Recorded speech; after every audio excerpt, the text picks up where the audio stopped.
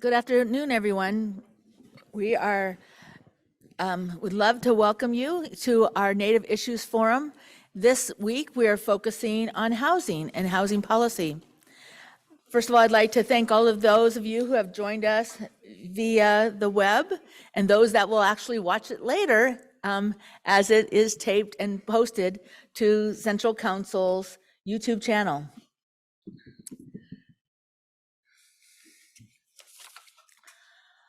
I want to thank you. One of the things about housing in Alaska is one of the things that we do know is that there's not enough of it. We usually have to deal with challenges of energy efficiency, sanitary issues, concerns, maintenance, mold, and clearly we have a large youth population with a shortage of housing stock that's out there. So today we invited a couple of people who are the champions of housing in Alaska, who know more about housing policy, how does the funding come to Alaska, and what's happening in the state so that we could share this information with you. I'd like to take just a moment to introduce our three guests that we have here today. We're joined virtually by Colleen Dutchkin, and she'll be joining us from Anchorage. She's the executive director of the Alaska Association of Housing Authorities, and Chris Koloric, who is the director of public policy with Cook Inlet Housing Authority, and he's the legislative director for the Association of Alaska Housing Authorities. Both of these folks I work with really closely.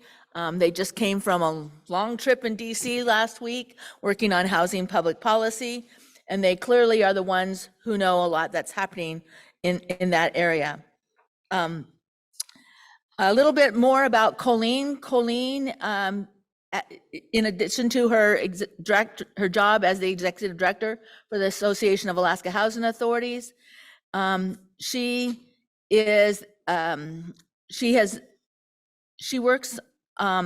born and raised in King Cove, Alaska, and she previously worked for the Human Services Department of Aleutian Pribilof Islands Association. So she knows a lot about our communities and our rural communities, and certainly the challenges of our communities.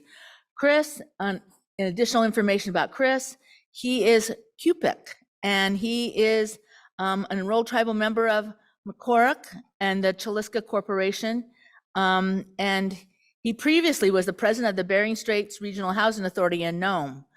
So he comes with a lot of actual practical knowledge trying to get housing done in the communities.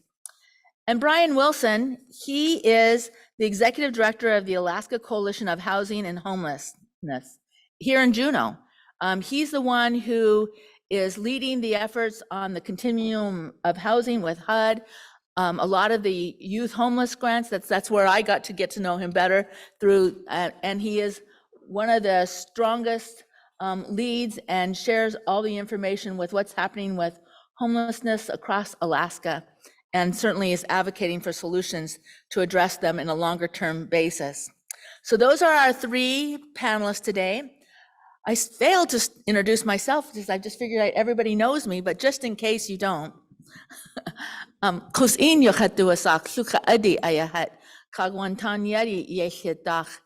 English name is Jackie Peda, and I am the first vice president for Central Council. I'd also like to welcome in our audience here today is President Richard Peterson. Appreciate it when President Peterson, he's the one who makes these Native issue forums happen, because it is the goal of President and the Executive Council that we share with our tribal citizens the topics that are important to us, to be politically engaged, astute, and to be able to know when and how to vote, depending upon how the issues impact us in our daily lives. So I want to thank President Peterson for his vision for making that happen. So today we'd like to turn to your speaker presentations, and I think, Colleen, are you first? I am. Great. And what we're going to be doing is we'll let the speakers do their presentations, and then after we'll open it up for questions.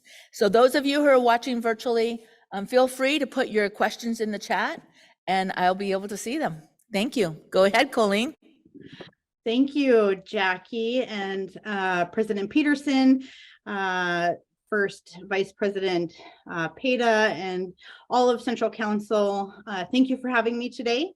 As Jackie said, I'm Colleen Dushkin. I am originally from King Cove. My own name is Agada Lidaku, which means ray of sunshine. It was given to me by the late Mary Bordakovsky of St. Paul. And I had the pleasure of serving as the executive director for the Association of Alaska Housing Authorities. Next slide, please. So AHA, as we're referred to, is a membership organization, and our members include the 14 regional housing authorities and the Alaska Housing Finance Corporation. And at AHA, we have two core functions. We do training and technical assistance for Indian Housing Block Grant recipients across the state. And we do education and advocacy, which is what I wanted to talk to you today about. And that's on the state and national level for policy issues.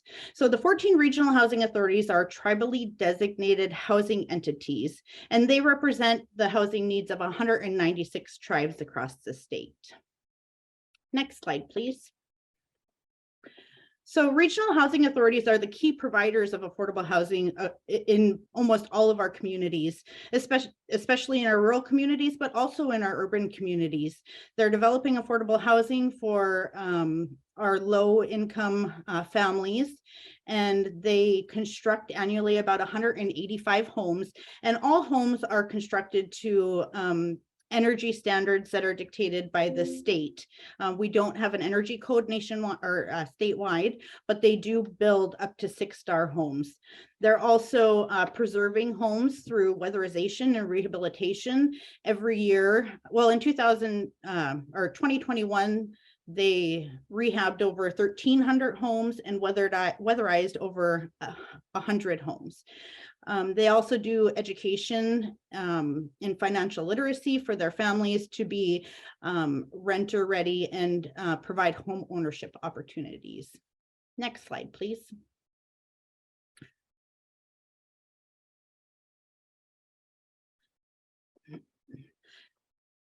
Some of our federal advocacy that we have this year, and really for the majority of our time, we focus on equity and engagement in tribal housing programs, and that's in parity with other HUD, the larger HUD programs. And so we're always wanting to make sure that our Native communities, our Native families, our tribally designated housing entities are treated as equally as other HUD programs. We're focused on expanding the USDA, which is the U.S. Department of Agriculture, their rural development program. Their 502 program is currently just a pilot that was done in South Dakota, and it provides capital and re-lending to community development financial institutions, or CDFIs, so they can provide more loans to their homeowners. We also are focused on addressing some federal bureaucracies that we face in our communities, such as the environmental review process, bringing awareness and trying to change policy for the Department of Energy and their weatherization program and the cap that they have on it. And I'll get specifically into increased funding here in another slide. Next slide, please. So NAHASDA reauthorization has been a big push in our advocacy efforts.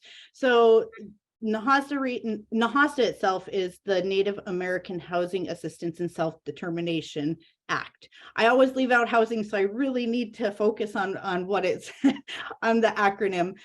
So it provides the biggest investment in tribal housing across the state. So it was established in 1996 to honor self-determination in our communities. And we no longer had to abide by what HUD said we were going to do in our communities. It allowed our tribes to house our people how it was best fit in our communities. It consolidated a lot of programs, and which meant that our tribes didn't have to compete for housing every year. And that also meant that our tribes and our tribally designated housing entities had funding that was stable and they can plan for it. The NAHASDA was expired in 2013, and we are pushing to have it reauthorized every year. It's been a big push since it has expired, but really trying to get it through Congress to not only improve the program, but to extend it. Excuse me.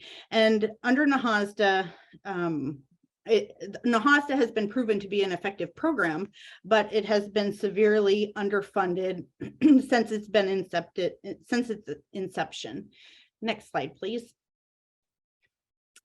So as you'll see from the slide, NAHASDA has lost over 30% of its purchasing power in the last 2 decades. If you add up all of the money that hasn't been lost just with inflation, we have not seen over $4 billion come into tribal housing. And that's a nationwide number, but still, it puts a strain on our tribal housing providers for a number of reasons. But number one, we can't keep up with the cost of construction, let alone not the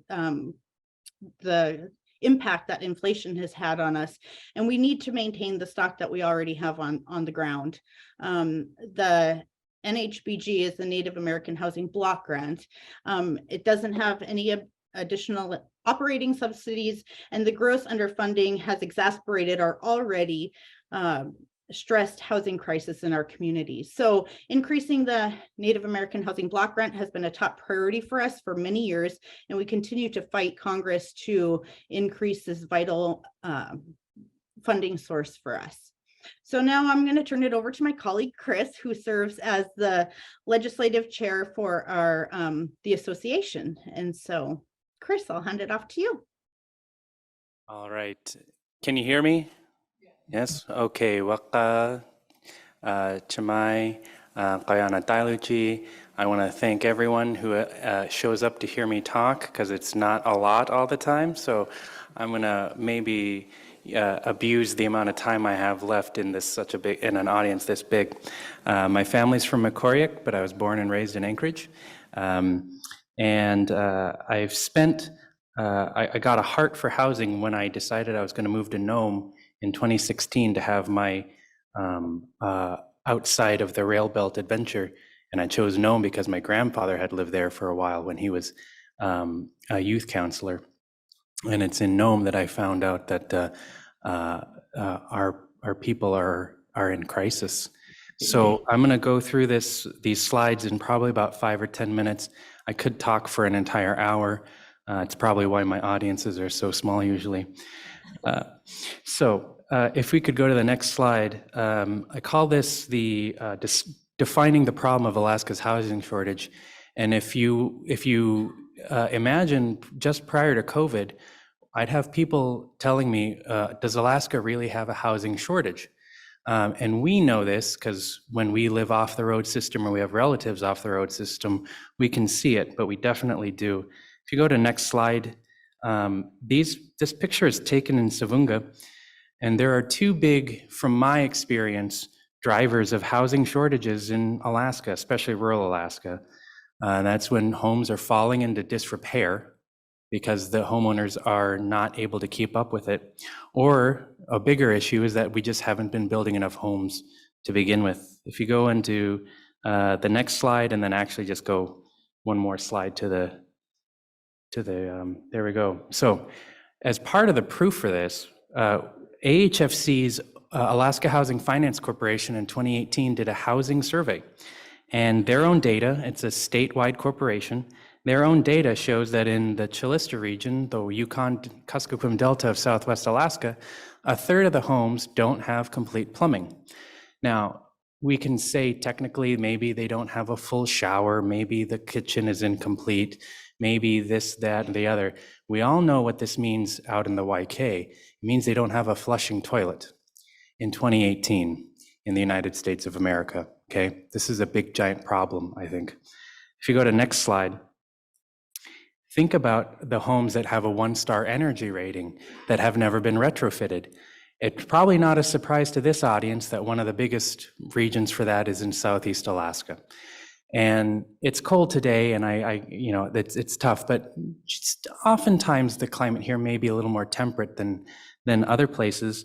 But if you look at the number 2 spot that has 1-star energy rated homes with no retrofit, that's Atna, the interior. Can you imagine living in a 1-star energy rated home where it gets minus 50 degrees Fahrenheit for weeks at a time?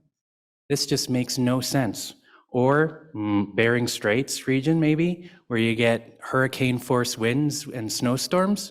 That doesn't make any sense at all to me, that we have these homes in this condition and people are saying, is there really a housing crisis? Now, thanks to being stuck at home for 2 years, we're finally hearing politicians say, oh yeah, okay, we do have a housing crisis. Well, yeah, now that you realize how small your house was because you were there for 2 years, imagine people living in the homes of the graphs I just showed you. Or go to the next slide. This is a home in Savunga. Right? They tried to build an addition because their home was so overcrowded, but part of making that addition meant that they had that's daylight in Savunga, where they get hurricane force winds and snowstorms at least once a year. That means that family pays $3,000 a year for stove oil, and their average per capita income is $7,000, right? So part of the reason maybe that there's overcrowdedness happening is it takes a lot of poor people to be able to afford one leaky stove oil home, right? Okay, this is happening. This was taken in 2017, okay, in the USA. Next slide, please. So the last couple of slides I talked about homes falling into disrepair and decrepitness, but this slide here talks about when were the homes in Alaska built? They were built in the 70s and 80s. These were built when we had robust federal programs pushing money out to rural Alaska. So you notice after those big giant peaks of the 70s and 80s, what do those bars look like after that in the 90s and 2000s? Ooh. Okay, our population wasn't shrinking as all those homes were no longer being built. We just weren't building places for people to be.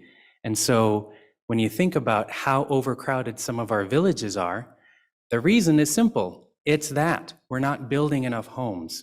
And it's because we're not, the royal we, Congress, the state legislature, even private enterprise are not investing enough in home construction. Okay, so why aren't they being built? Go one slide and then one more slide, please. Okay, so prior to COVID, inflation wasn't just the whole story. If you think about the 3 biggest costs of building a home, they are construction labor, construction material, and logistics. Guess what? All 3 of those were rising faster than inflation, right? The nails, the person drive the nails, and getting the nails to the job site in the first place, all were going up faster than inflation. And I do this prior to COVID because if I put in the COVID numbers here, no one would believe it. For example, construction labor, if I did this today, would read 185% increase, right? We all know labor's crazy these days. But if I put that on the slide, people would think I'm just fear-mongering. So I gotta temper it down a little bit. Next slide. One of the other reasons why home construction is super expensive is constructing all the infrastructure. When I was Bering Straits Housing Authority's president, I paid for this stuff. I paid for this monolithic pad, I paid for that road connection, and I paid for that sewer system expansion, all because in Savunga, these were all capacitated.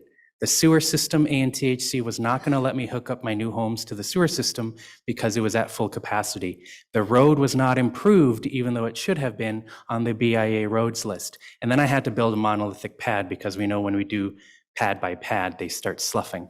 All of this adds money to the cost of the house. I couldn't, in good conscience, wait any more time for BIA or for ANTHC to catch up with us. I felt a moral requirement to get those houses done. What it did is it robbed that community of another house. So I feel good about being able to deliver 6 houses to Savunga. I feel bad that it wasn't 7. Next slide, please. Oh, and then we have to remember the full cost of housing is not just the 6 walls, right? It's not just spending $185,000 on a kit at some random construction store that we all know. Look in here, those piles are expensive. Those I-beams for the foundation are expensive. The improvements that they're standing on, that's not virgin ground. That is an improved lot, okay? All of that goes into the cost of a home. So just please, please, please, if you hear someone talking about, oh, I can build a house for $185,000, no, you can buy a kit for $185,000 that may or may not get where you're going. It may be FOB, the hub, but maybe not the actual village where you're building on site. But think about all the things in this photo, and that's not what's in the kit.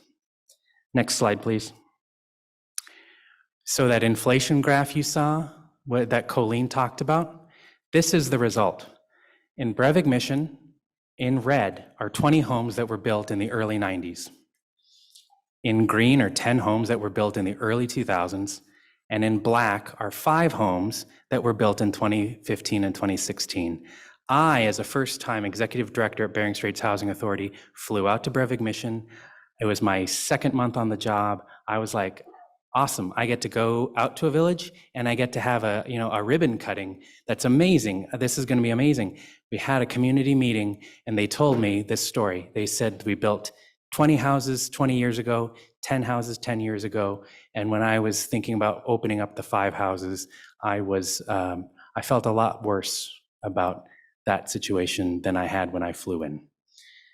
So what does all this mean? We're not building a lot of houses. Houses are falling into disrepair. The costs are going up. What do you think this means? Next slide. It means our homes are overcrowded.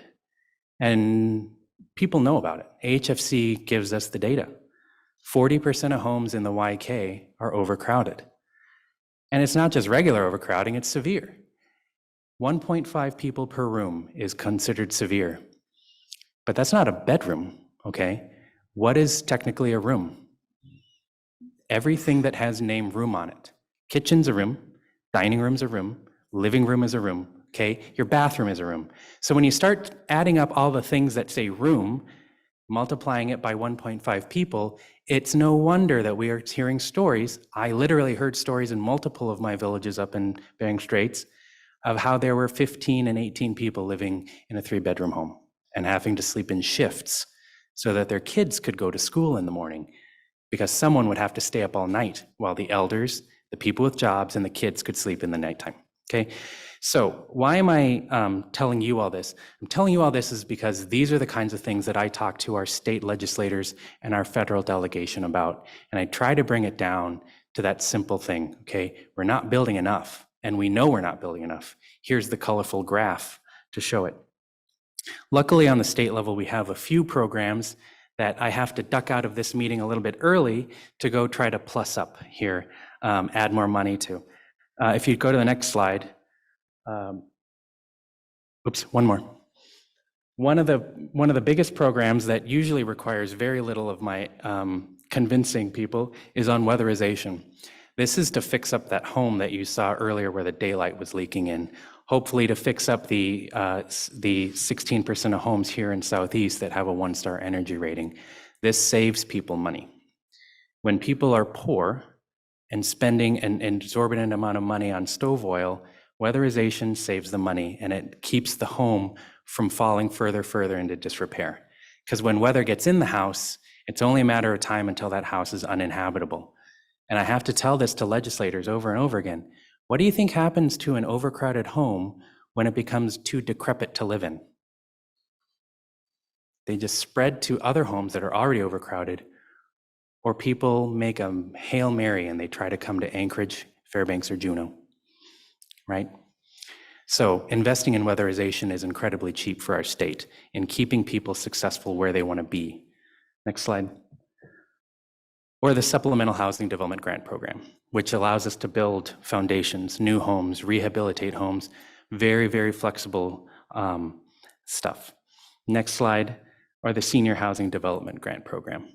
So we can build homes for our seniors so they can live at least closer to home. If it's Anchorage, at least it's in the state where people will come and visit. Can you imagine if our elders have to live in an overcrowded home, right? when they're non-able to walk, or they got to get shipped out for that kind of care. So those are three of the biggest programs that help us build homes: weatherization, supplemental home program, and the senior housing development grant. I tried to go fast to leave Brian some time, but I don't think I did enough.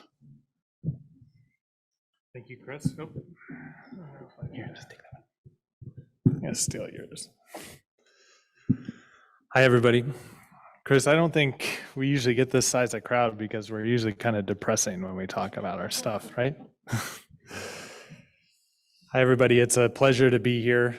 My name is Brian Wilson. I'm the Executive Director of the Alaska Coalition on Housing and Homelessness. Our office is located here in Juneau, just right across the street from the Capitol building, which is helpful because a big part of what we do is education and advocacy. Chris is actually the chair of our board. Somehow I convinced him to do that for the last couple of years. Hopefully I can convince him for another year.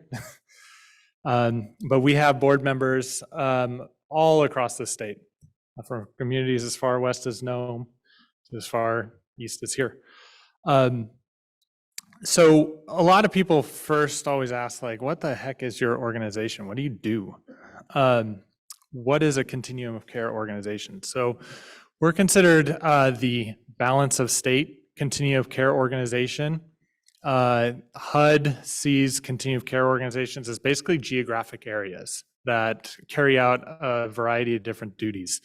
Our area is called the Alaska Balance of State. You can tell that someone from DC who's never been to Alaska kind of drew up the geography.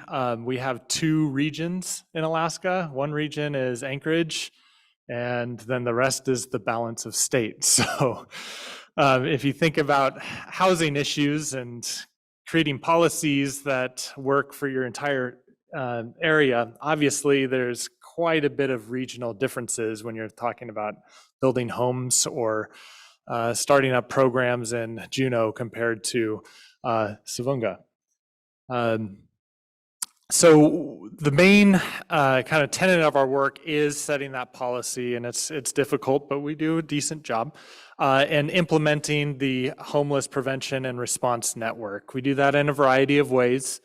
We manage federal dollars that pay for, I'd say about 25 different programs all across the state, including here in Juneau. Háw'aa has a partnership with the City and Borough of Juneau to manage youth programs that provide rental assistance, attached with the emergency shelter that just opened, an amazing program, as well as other programs all throughout the state, like permanent supportive housing and rental assistance. We also manage all the data. So all of the 200 plus housing homeless programs across the state, they enter into a single database called the Homeless Management Information System. It contains information about the clients, what services they're accessing, a little bit of information about them, why they're accessing services. We'll talk about that data here in a second. And then we do a heck of a lot of education and advocacy, lots of talks like this, and talks with our legislators and our federal delegation, as well as local municipalities. Next slide, please. So I feel like I've been talking more about housing lately, but I wanted to start with just homelessness. As Chris mentioned, sometimes people are like, does Alaska have a housing problem? I have a lot of folks that say, are there actually homeless individuals in Alaska, in rural Alaska? Yeah, we are. If you go to the next slide, there's actually quite a bit of data talking about the specific needs at a community level that's available for everyone. Obviously, it doesn't have any personally identifying information, but we've put a lot of work into growing our database to be representative of the populations we're serving, and de-identified it so you can look at the aggregate data at that website there. I'm sure this will be posted somewhere online. But you can look at demographics dashboards, performance metrics by community, so our programs operating efficiently and effectively at ending homelessness, We just had a point in time count that we do every year at the end of January that captures how many people are experiencing unsheltered homelessness or are in an emergency shelter on a single night, as well as a housing inventory count, which is basically an assessment of everything we have in our response network. So it's really interesting stuff to dive in there. I'm kind of a data nerd, so I spend probably a little bit too much time on it, but we've made it easy to understand. If you go to the next slide. So what do we know? We know that in our database, every year we serve around 16,000 unique Alaskans in some way. These are 16,000 unique Alaskans that are having some sort of housing crisis or in need to prevent a housing crisis. I put two stats here on this slide. The first is the age at project entry. So this is the age of the client when they access services. And every time I put this on, everybody kind of gets a little shocked. When we think about homelessness, sometimes we're just thinking about who we see the most. You know, the person that we pass on the street, they're typically maybe a little bit older in age. But what we see in our data is that 1 out of 5 of those unique Alaskans that are accessing services are under the age of 18. 1 out of 5, 20%. I'm glad Jackie at the beginning of this presentation said, you know, we just don't have enough youth housing.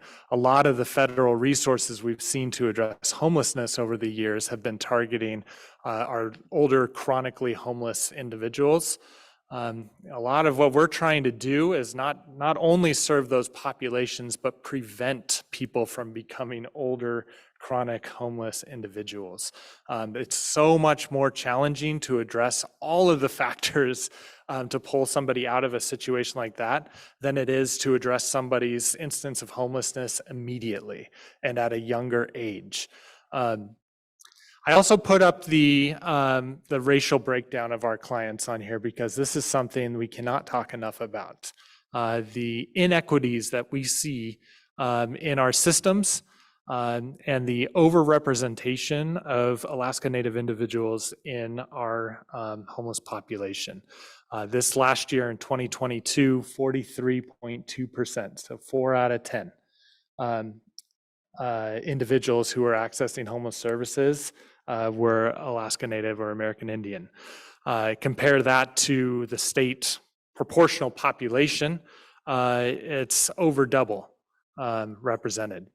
That speaks to a failure on many levels. It speaks to a failure of the systems that we manage as an organization, that we are seeing those inequities there. And it is a major tenet of our work to improve that area. But it's something that we cannot hide from. It's something that we have to put out there that we are failing Alaska Native clients in our systems now. And we're hoping to fix that. Let's go to the next slide. So I put up that there were 16,000 that are in our database every year. We know there are a lot more individuals that are experiencing homelessness or in a housing crisis every year. We can only count where we have programs in existence. And this map here clearly shows that, that we don't have a whole lot of services when you get into rural communities. This is a heat map showing how many basically beds there are, whether they're shelter beds or permanent supportive housing beds or rapid rehousing beds there are in a community per capita. So the more green you are, the more you have. And actually here in Juneau, you'll see that's kind of the darkest green region. We have an amazing response network here in Juneau. Nowhere near enough beds for the amount of people that we're serving, but proportionately to the rest of the state per capita, there are more services here than most communities. But when you get into kind of the western reaches of our state or up on the slope, there's almost nothing. So if you are experiencing homelessness or having a crisis or you're fleeing a domestic violence situation or you got evicted or you lost your job and you can't pay the rent, you have two options. You can do what Chris mentioned and find somebody that might be able to take you in, a family member or whatnot, which has led to the overcrowding rates that we see. Or you can do the Hail Mary, as Chris said, and try to go to a community that does have these services.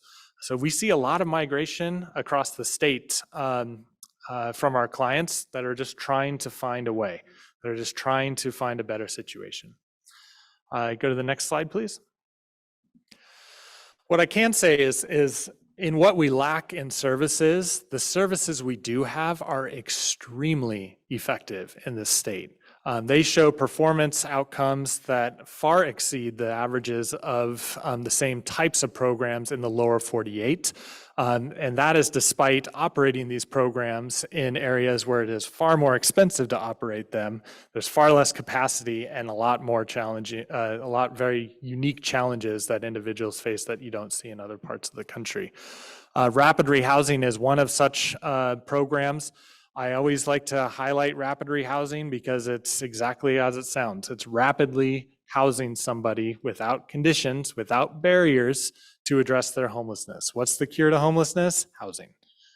So the faster we can get somebody who is in an unsheltered situation into housing, the more likely they are to have a positive outcome, which is staying in safe and secure housing, to increasing their income, to getting away from whatever situation led them into that space. We've seen a 300% increase in this types of program in Alaska since 2019. But as you can see on the map on the next slide, that's how many of these types of programs we have in this state. Almost none. Mainly just in our more urban communities or our larger population communities. And that's despite these types of programs having a 95% client success rate. It's the cheapest intervention that we have out there. If you go to the next slide. A little more expensive intervention to target folks that have been homeless maybe for a very long time, have lots of co-occurring disorders and are in need of permanent supports. We have permanent supportive housing programs. Just Juneau is a great example of it. The Juneau Housing First Coalition of Forget-Me-Not Manor is a permanent supportive housing program. Carlick Manor in Anchorage, TCC Housing First in Fairbanks. These are the larger ones. In 2022, we had 800 clients in these types of programs across the state. And these are highly effective programs as well. Less than 5% of our population that gets housed in a permanent supportive housing. These are our most difficult clients. Less than 5% exit those programs back into homelessness. That's incredible. It is way cheaper, way cheaper to house somebody in a permanent supportive housing project than it is to spend the money that it costs to address that homelessness through frequent ER visits, through our institutional systems that we have, through first responder visits. In fact, I think it's like 10 times cheaper than it is per night to stay in a permanent supportive housing than it is to stay in API or in a correctional facility. So it's not just the right thing to do to help address homelessness, it's also the cheaper way to address this crisis that we have. But as you'll see, similar to the rapid rehousing on the next slide, we have almost none of this either. Most communities have 0 permanent supportive housing beds, and those that do have very, very, very little. Dave can probably say in the crowd that he has a whole host of people he would love to house in Forget-Me-Not Manor, but there just aren't the beds, or in St. Vincent's permanent supportive housing. There just aren't enough beds. So transition this. I said earlier that I talk a lot more about homelessness, but now I'm starting to talk a lot more about housing. If you can go to the next slide. Because really, that's how we need to start framing this conversation. I feel like homelessness is a big byproduct of exactly what Chris was talking about and Colleen was talking about at the beginning of this presentation, is that we just don't have enough affordable housing. That is just such a huge factor that contributes towards somebody's homelessness and the costs associated with the very little bit of housing that we have now than anything. In fact, we have a quarterly dashboard. We ask every single client when they come into our systems, why are you here? What happened? And you'll read in the news all the time, it's like people are saying, well, it's just alcoholism, it's drug abuse or something, it might be domestic violence. No, there has not been a quarter since I've been in this job for the last 6 years that economic reasons haven't been the number one answer to that question. I don't have enough money for housing. I lost my job. I just can't afford it. I have to choose between this or childcare. It happens every time. And so that's really what we need to talk about, is how can we make housing more available and cheaper? Next slide. To get an idea of what our shortage looks like, I know that Chris showed some great examples of overcrowding, but really it's just a numbers thing. If you look at different income levels and what would be considered affordable at those different income levels, it jumps right off the page of the scale of our problem. If you're in a category that the federal government would consider extremely low incomes, or you're making 30% or less of the area median income, the average in your area, there's only 35 units that are affordable at that income per 100 households. So only 1 out of 3 individuals in that income bracket in this state has an available unit to them that they could afford. And even if you jump up to the next one, very low income, so you're making in between 30 and 50% of what the average income is in your area, there's only 63 units per 100 households. That's a problem. That's a problem. Next slide. So what is the byproduct of this? If you jump to the next slide after this, it's exactly what Chris was talking about. I have no qualms with repeating a slide that Chris has, because if there's one thing you can walk away from here, it's that it's really a housing problem. We don't have enough of it. When you don't have enough housing, people crowd into homes. As this quote up here is from Chris, actually from a previous presentation, where severe overcrowding is more common than regular overcrowding. And honestly, that 1.5 definition, 1.5 people per room, that's in some communities, that's on the low end. You're lumped into this one category of severe overcrowding. 1.5 might not be that bad compared to the house next door that has 2.25, 2.5 people per room. And actually one of the homes that we visited in Savunga, at one point they said they had 24 people living in an 800 square foot home. 24. Next slide. Again, the same pictures. So to what that looks like, again, that top picture in a 1-bedroom house in Savunga, 12 people live in there. There were 4 people sleeping on the floor in the kitchen. They actually had to remove kitchen appliances so they could fit enough sleeping space. On the bottom section, 14 people live in that house. That section of the house on the left isn't even inhabitable because it fell into too much disrepair. So it's actually more just folks on the right-hand side. And then the next slide. Again, this is that 1-star energy rated home. And I wanted to put this on here because we're here in Juneau, that in, Alaska area, nearly 16% of the homes have a 1-star energy rating. How many folks want to be in a 1-star energy rating home in the cold that we've been experiencing over the last month? It's not very comfortable, and it's definitely not cheap. So the next slide. So this leads us to the question, is housing becoming out of reach? And this is the economics of it to show what the average family is dealing with in terms of trying to afford housing. And Chris has to head off, so. We gotta try to get more money. Yep, go do it. So if you go to the next slide, essentially, if you look at how much people are making in this state on average, or if let's just start at minimum wage, it's not enough. It's not enough to afford housing in this state. I have a little comparison here of statewide Alaska numbers and Juneau numbers, since we're very familiar with that. And it's essentially showing what you see where it says FMR, that's your fair market rent. The average rental amount for a 0-bedroom, so like a studio, or a 1-bedroom, or a 2-bedroom. As you could see, the FMR on the average in statewide for a 1-bedroom is $970, but here in Juneau, it's more expensive. We're off the road system. It's just, there's a lack of housing here in Juneau, and the average 1-bedroom is $1,154. This is HUD data. This is like their data. And so next to it, you can see a housing wage. And that housing wage essentially I'll get you at the end, Dave. That housing wage at the end is essentially how much you need to make per hour if you were a full-time employee to not exceed having to pay 30% of your income on rent or utilities. That 30% level is what HUD considers cost burdened. So if you spend more than that amount, then you're starting to have to make decisions in your home of, am I paying rent and utilities this month, or am I feeding myself so my kids can eat?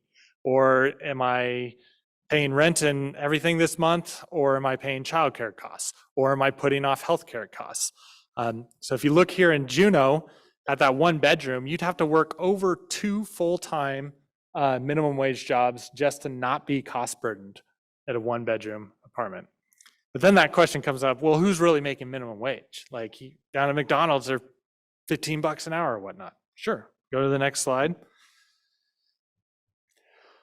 You know, the next slide on the right-hand side there, it's showing the average wage for a variety of different occupations in Alaska. So waiters, waitresses, $12.24 an hour. There's food prep workers, so that's your $15.42 at McDonald's that we're talking about. Receptionists, teaching assistants, home and healthcare personal aides, cashiers, yada yada yada. All of which, and this is federal income data that we're showing here, are under that 1-bedroom wage that's needed statewide. And that statewide number is less than Juneau here.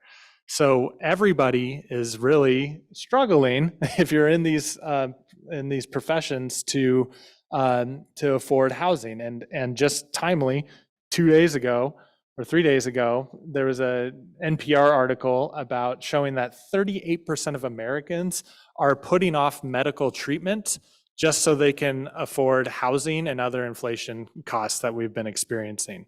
1 out of 8 Americans have over $10,000 of medical debt.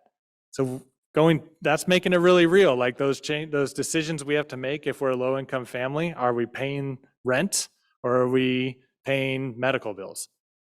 I mean, that should not be a situation anyone lives in. I have one more slide after this, just to kind of show how severe it is here in Alaska. Again, this is data that's actually being released or published on Thursday by the National Low Income Housing Coalition, but this is showing Alaska data and the housing cost burden per group.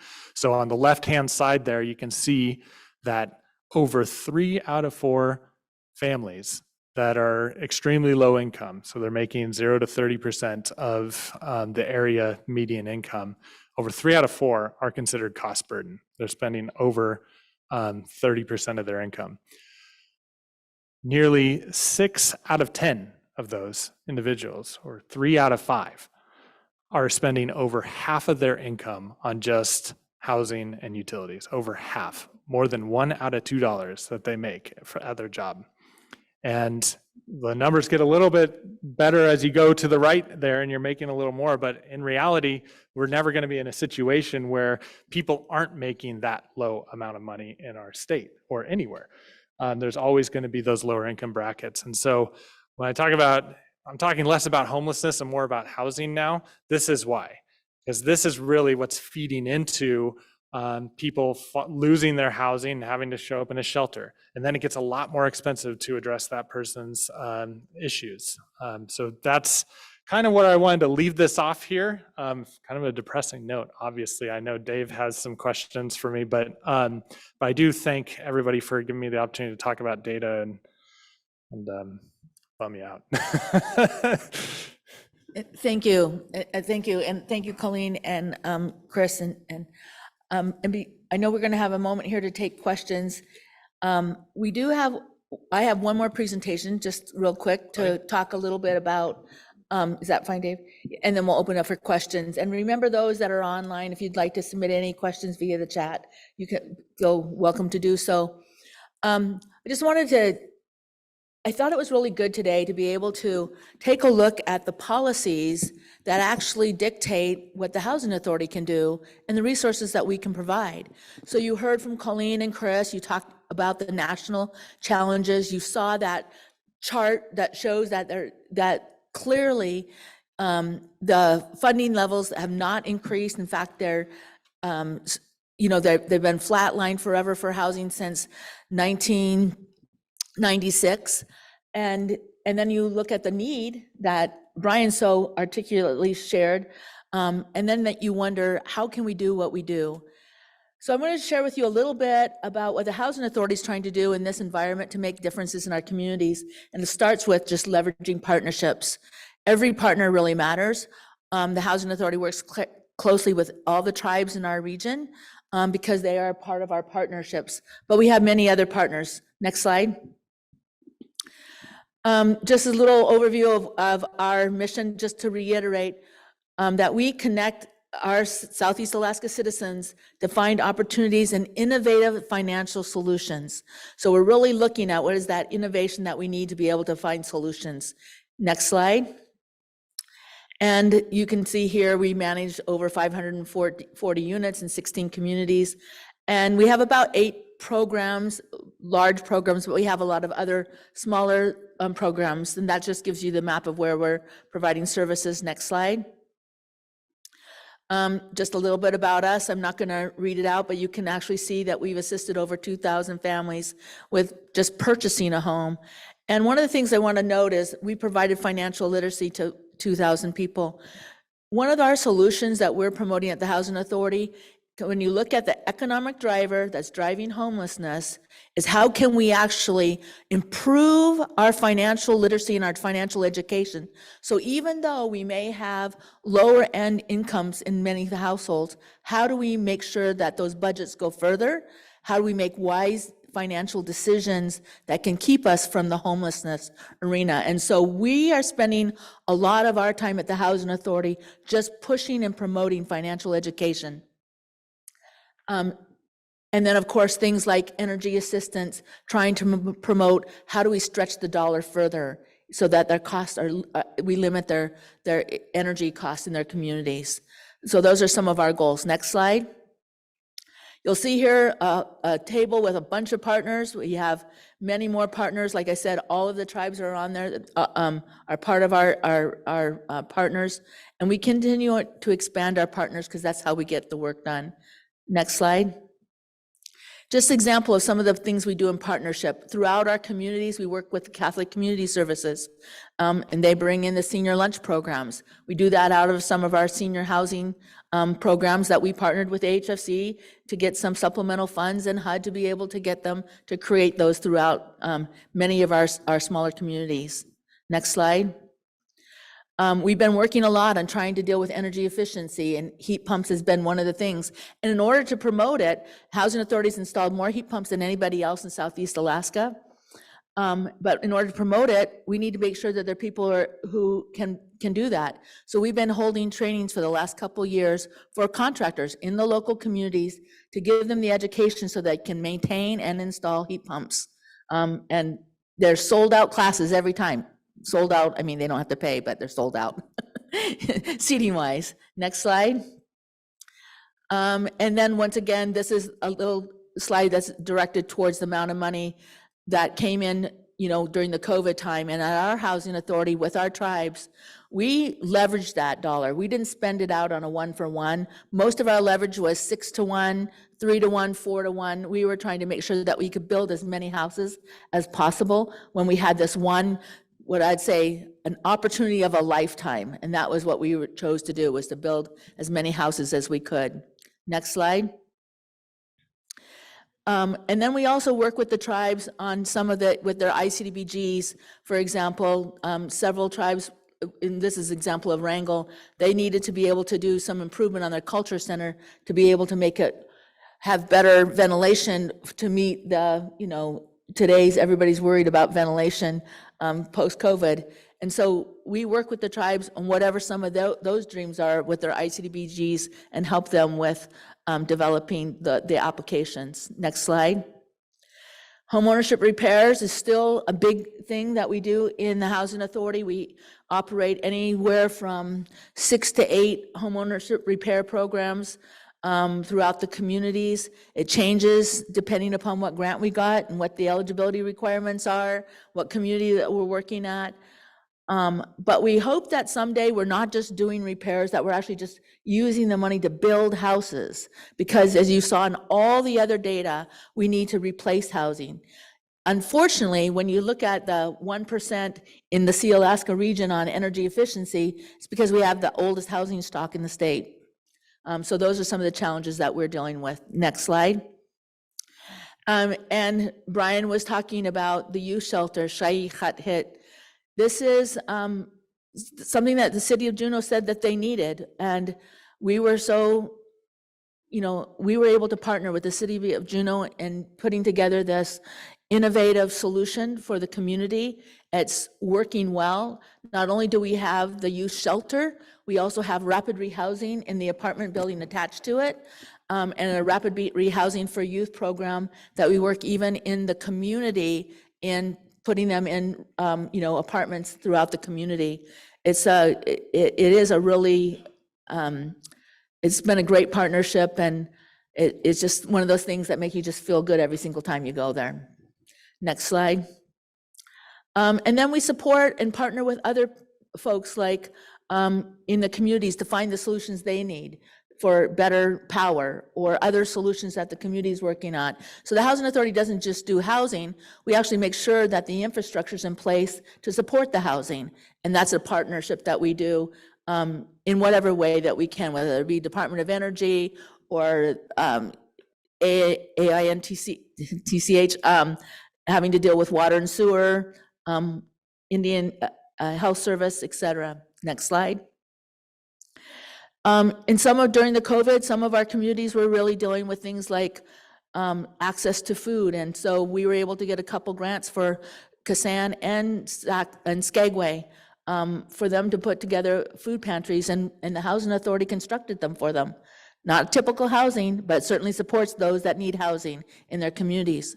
And so we were doing something that was just a little bit different, but it was a priority of the community. Next slide.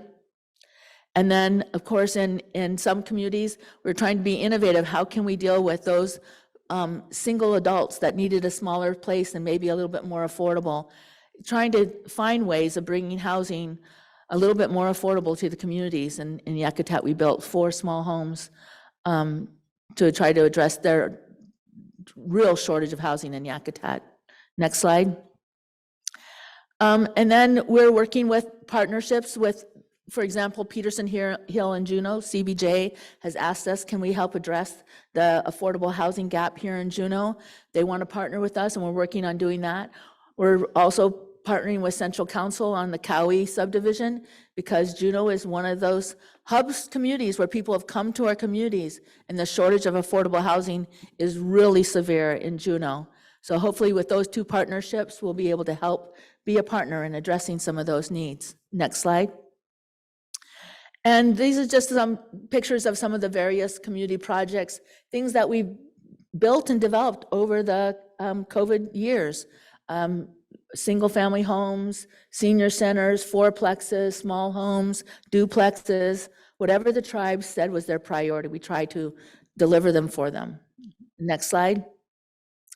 But we have our Háw'aa Financial Corporation, which is our community development financial institution, trying to, once again, provide that solution to housing, but through affordable loans. So we know that the HUD money, the dollars that you saw the shortage, you saw that trend line, never going to be able to count on the federal government resolving our problem.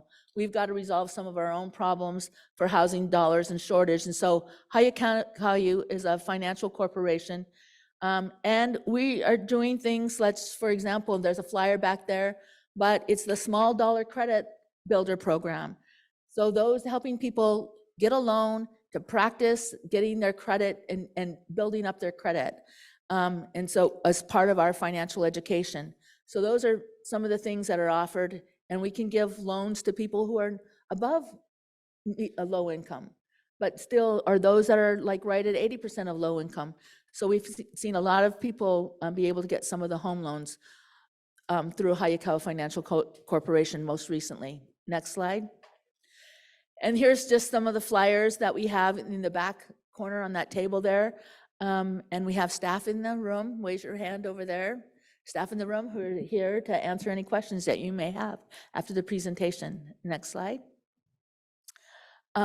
So here's our list of our financial workshops that are coming up. Some have happened, but just to see that every month we have financial workshops happening. We urge people to participate. There's multiple financial workshops, some's on budgeting, some's on managing your credit cards, understanding your credit score. Sometimes we do things on things like preparing for retirement, understanding homeowners insurance or renters insurance, trying to help you protect your assets, and a lot on maintenance, spring and winter maintenance. Once again, protecting your assets, making you more financially strong. Next slide. That's it, great. So that's just a brief summary of some of the things that the Housing Authority is doing. I want to just note a couple other new programs. The newest one is, it's called the Homeowners Assistance Program. It's the HAF program. It's a COVID response program from Treasury. HFC had theirs out. It's the Homeowners Assistance Fund. We have ours out now. It's for people who own their home. And it's to help people prevent them from getting into a homeless situation. So if you are defaulting on your mortgage because of a COVID impact, or you can't make your property taxes, or you're not being able to pay your insurance and protect your asset, you can fill out an application, and you're 80% and less than median income. You can fill out an actually a little higher. You can fill out an application to get services. And starting in April, we'll be also doing some repairs, essential repairs for people to be able to live in their home. Not cosmetic repairs, essentials, like you're an elder and you need a ramp to be able to get into your home. And then we always still have our LIHEAP, our energy assistance programs and there's a flyer back there. And we're still doing our tax preparation. Part of our financial education and financial preparedness at the Housing Authority is making sure you file your taxes timely. And so our team, with Central Council's team, has volunteered to do people's taxes throughout Southeast Alaska. So thank you. And at this point, I'd like to, I know we're 1:03, but I wanted to see if anybody has any questions or comments. Hi, Jackie. Yes. So, as president of Clinton Heights Central Council, one of the #1 concerns we always hear is housing. I think it's probably the biggest need in all of our communities here in Juneau. I didn't hear anybody talk much about Háw'aa today. Brief mention. Háw'aa, for this being the Native Issues Forum, I think we're really interested in talking about really those kind of things. These partnerships are important. Alaska Housing is important, but for our tribes who fall under Háw'aa, you had mentioned, funding being flat since 1996, and I think you were referring without mentioning Háw'aa. Yes. Háw'aa needs and I don't know if she left the room, or she's right here. I very much appreciate all Senator Murkowski's work to get all these projects in, but Háw'aa is an archaic law that doesn't work. And that's a bold statement, but I'll stand by it.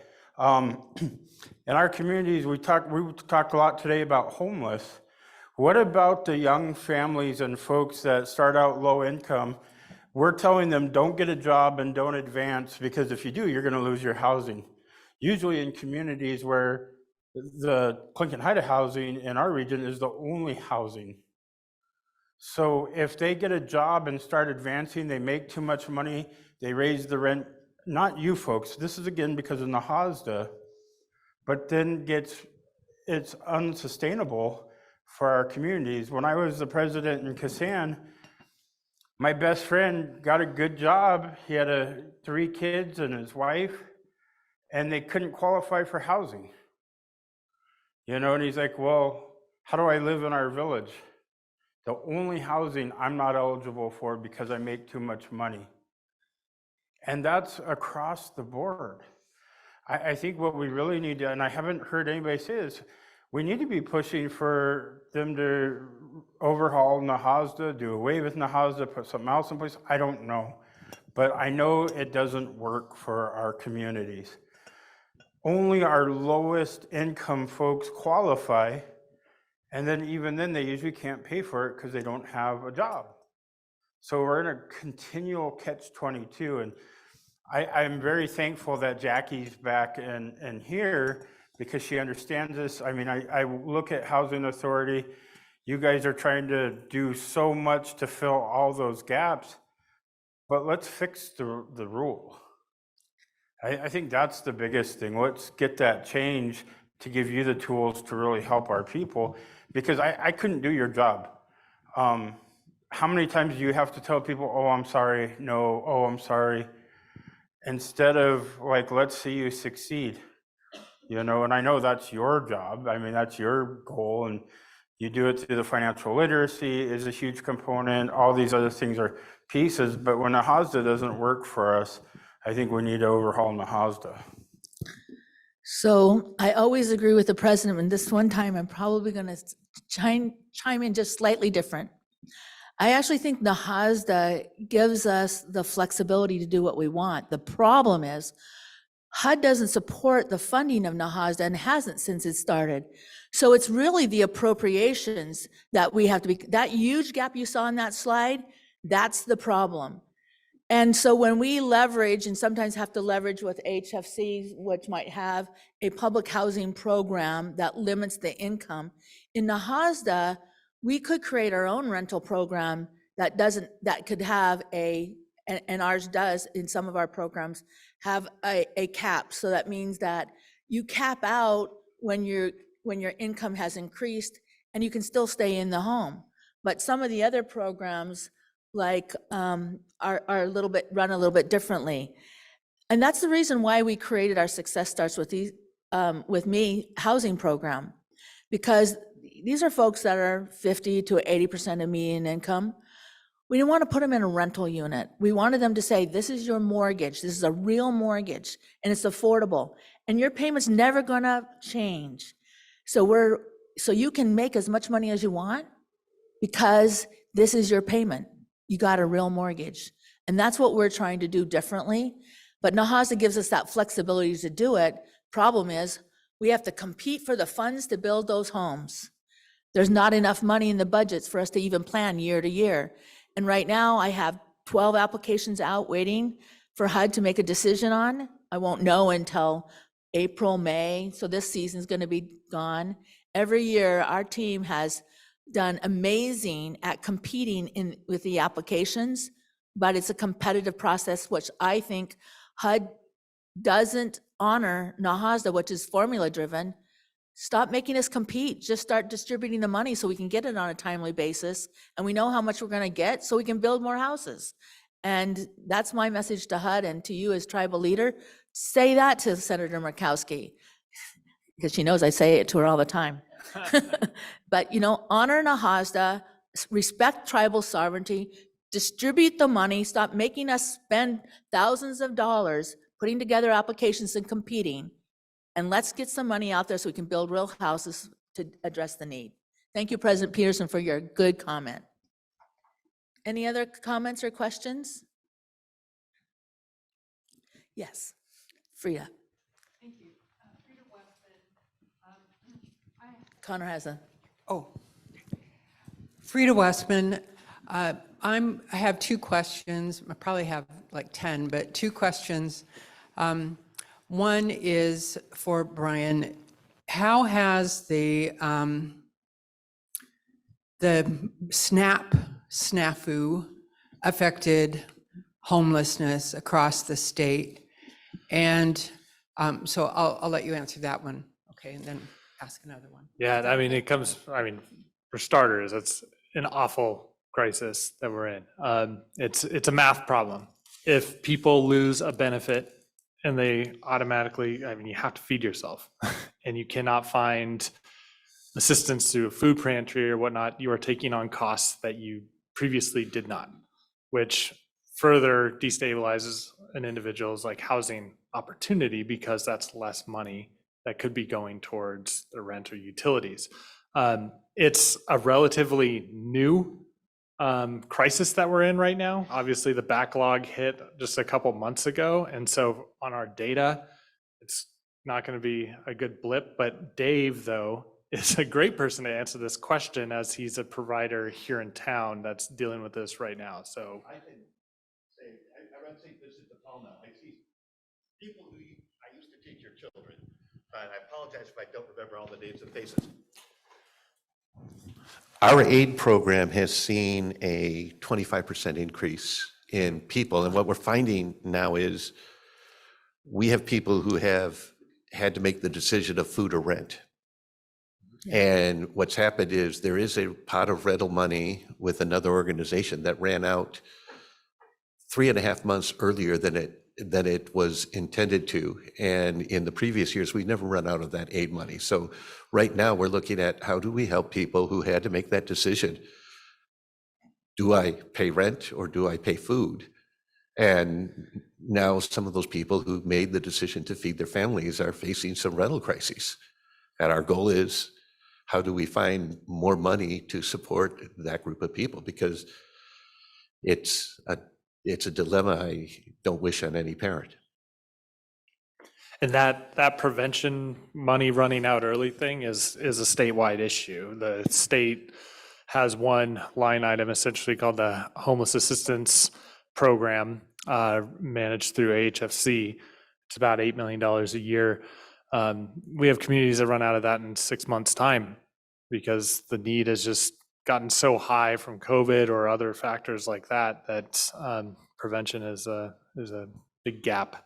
No.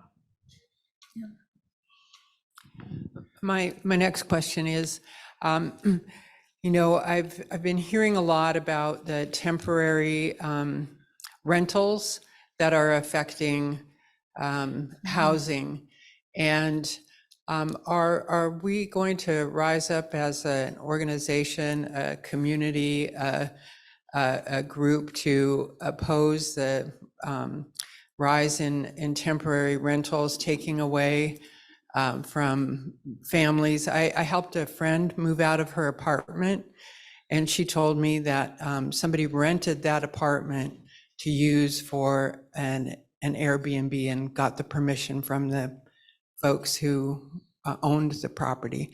Anyway, I think it's a huge problem. It is a huge problem, and it's not just in Juneau. It's really a big problem in our smaller communities. Earlier, we had some guests here today that were from Cake, and one of the challenges is that as any property becomes open, you know, and whether it be Yakutat or any of our smaller communities, there's a movement for outsiders to purchase those properties and to hold them for visitors or vacationers, part-time basis. And that just means one less house in an already really difficult housing shortage. So the Housing Authority, we've been trying to work with the tribes to, you know, when we can, to purchase those units, either us or the tribes, but you know, we don't have the capital to do that. And I know it's an ongoing problem here, even in Juneau. Yeah, the conversation's happening everywhere, obviously. In Juneau, though, the Assembly just paid for a study to survey how many Airbnb or short-term rental units there are in the city. I think it was somewhere around 500 or so. And now they're trying to figure out, how do we address this? You know, and you make people register them and collect some sort of revenue that you can put towards affordable housing developments? Do you limit where and when it can happen? Those are a lot of issues. There's really no like silver bullet way to approach it, but I do encourage folks to be engaged in that conversation that's happening locally at CBJ. Thanks. Well, we're well past our time, and I thank you all for staying. I want to see if Colleen has any since she listened to this, if she has any parting words that she would like to stay with us. No, but I would like to, well, yes, I guess. I would just like to say thank you for having me today. President Peterson, I look forward to further conversations about NAHASDA and how we can improve the law, because this is our opportunity to try to push Congress to reauthorize NAHASDA and get it right. And is it going to be perfect? No. Do we have to find compromise? Yes, but I really feel like it works for the majority of our communities, and it's a way that our housing authorities and our tribes have the best opportunity to provide the housing on the ground that's relevant to their tribal members and their families. So look forward to further conversations, and thank you for having me today. Thank you, Colleen. Brian, did you have any final parting words? No, just again, thank you for the opportunity to be here. I love discussing these issues with the community. And on our slideshow there was a website that you can get in touch with me, and I'm happy to sit down and have coffee with anybody. Thank you. Thank you all for being here. Gunalchéesh, Háw'aa.